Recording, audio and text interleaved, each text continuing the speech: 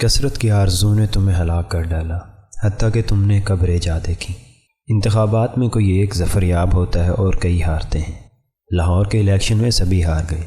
P T I کا امیدوار کاغذات ہی مرتب نہ کر سکا۔ 25 برس پارٹی کی عمر ہو گئی، یہ بھی نہ سیکھ سکے۔ کاروبار حکومت کیا خاک چلائیں گے؟ عثمان بزدار وزیر اعلیٰ بنے تو تبھی جان لینا چاہیے تھا کہ اب عمران خان کا ہدف اقتدار کا انبساط ہے، خدمت خلق نہیں۔ سمجھانے بجھانے والوں کو جو واحد دلیل اس نے پیش کی وہ یہ تھی: 12 کروڑ کا حکمران عملاً وزیر اعظم سے بھی زیادہ طاقتور ہوتا ہے، یہ طاقت کیوں کسی دوسرے کو سونپی جائے؟ نتائج کی خان صاحب کو رتی برابر پرواہ نہ تھی۔ امام حسن رضی اللہ تعالی عنہ سے منسوب ہے: دولت اور اقتدار سے آدمی بدلتا نہیں، بے نقاب ہوتا ہے۔ امام حسین علیہ السلام کو ان کی خیرہ کن استقامت اور احسار نے ایک لہکتا ہوا استعارہ بنا دیا۔ امام حسن علیہ السلام کی طرف اہل ادراک کی توجہ کم ہو گئی۔ سچائی یہ ہے کہ نہ صرف سخاوت بلکہ علم میں بھی وہ بلند و برتر تھے۔ کوفہ کے بیشتر واعظین کو سیدنا علی رضی اللہ تعالی عنہ نے خطابت کا جادو جگانے سے روک دیا تھا۔ اجازت ملی تو حسن بصری رحمہ اللہ کو۔ دلیل ان کی یہ تھی کہ انہوں نے جناب حسن رضی اللہ تعالی عنہ سے سیکھا ہے۔ اپنے معاشرے اور انسانی نفسیات کا جیسا فہم حسن رضی اللہ تعالی عنہ کے فیصلوں میں جھلکتا ہے، اس کی کم ہی نظیر ہوگی۔ اقتدار سے اگر وہ دستبردار نہ ہوتے تو 1000 سال کا عروج بھی امت کو نصیب نہ ہوتا۔ بہترین فیصلوں کی بنیاد بہترین علم اور احسار پہ ہوتی ہے۔ اقتدار کے بھوکے خود بھی رسوا ہوتے ہیں، بالآخر ان کے حاشیہ نشین بھی۔ قرآن کریم اسی کو متاع غرور کہتا ہے، خود فریبی ہی خود فریبی۔ ارشاد یہ بھی ہے: لوگ سوئے پڑے ہیں، موت آئے گی تب جاگیں گے۔ بابا قوم قائد اعظم محمد علی جناح کے سوا کون حکمران ہے؟ آبرو مندی سے جو رخصت ہوا ہو، بیشتر نکالے اور دھتکارے گئے، کوئی پھانسی چڑھا، کوئی جلا وطن ہوا۔ عبرت کی بات یہ ہے کہ کوئی عبرت نہیں پاتا، اس لیے کہ انہیں ان کے حال پر چھوڑ دیا جاتا ہے۔ شعور اور احساس آدمی سے چھین لیا جاتا ہے۔ بے نیازی اسی کا نام ہے، مخلوق کا نہیں، یہ خالق کا وصف ہے۔ قرآن کریم میں اس لیے الصمد کا لفظ استعمال ہوا ہے۔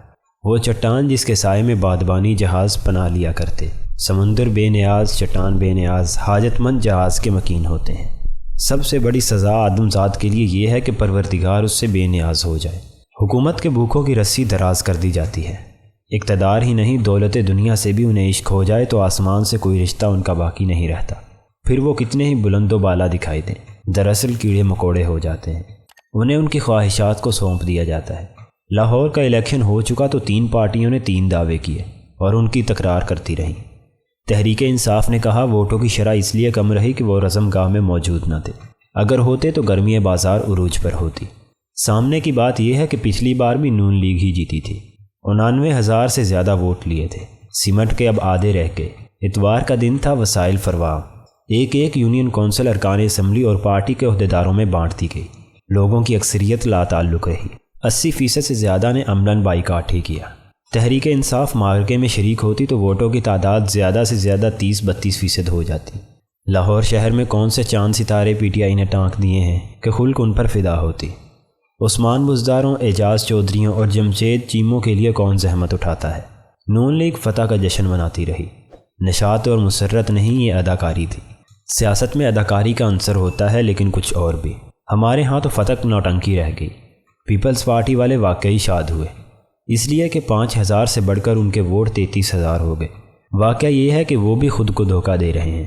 اگرچہ پی ٹی آئی میں شامل ہونے والے ان کے کچھ ارکان واپس آئے، پھر بھی 10,000 سے زیادہ کی حمایت حاصل نہ ہوتی۔ یہ علامہ طاہر القادری اور مجلس وحدت المسلمین کی وجہ سے ہوا۔ وحدت المسلمین کے فیصلے کی وجوہات معلوم نہیں۔ علامہ صاحب کو بہرحال شریف خاندان کی مخالفت کرنا تھی۔ ان دونوں کا رشتہ دائمی دشمنی کا رشتہ ہے، کبھی وہ کاروباری شراکت دار تھے۔ شریف خاندان کی سیاست پر علامہ صاحب چاندی کے ورق لگایا کرتے، میاں شریف تو یہ سلسلہ جاری رکھتے۔ صاحبزادے نے پہچان لیا اور بیزار ہو گیا۔ غالباً یہ پہلا موقع تھا فیصلہ کرنے میں پہل جب اولاد نے کی۔ مجلس وحدت المسلمین اور طاہر القادری کی حمایت کے باوجود پیپلز پارٹی چھلانگ نہ لگا سکی۔ دراصل یہ خریدے ہوئے ووٹ ہیں۔ اول دن سے وہ جانتے تھے کہ نون لیگ ہی جیتے گی۔ مقصود کامیابی نہ تھی بلکہ یہ کہ زندہ پارٹیوں میں شمار ہونے لگے۔ آئندہ عام انتخابات کے ہنگام امیدواروں کو لبھانے میں آسانی ہو، 20-25 امیدوار بھی میسر آ سکیں، ذاتی مقبولیت اور پیپلز پارٹی کے سرمائے سے جو کامیاب ہو سکے تو یہی ڈرامہ پختونخوا میں دہرایا جا سکتا ہے۔ سرمائے کی کوئی کمی نہیں، پورے کا پورا سندھ ان کی چراگاہ ہے۔ صرف کراچی شہر سے اربوں روپے ماہانہ پیدا کیے جا سکتے ہیں۔ پنجاب سے 50 امیدوار میسر ہو سکے تو 500 کروڑ روپے زرداری صاحب مہیا کر سکتے ہیں۔ صرف پیپلز پارٹی نہیں، نون لیگ نے بھی خریداری کی۔ وہ خطرہ مول نہ لے سکتے تھے، ہار جاتے تو اتنا بڑا زخم لگتا کہ انمال میں ایک عرصہ درکار ہوتا۔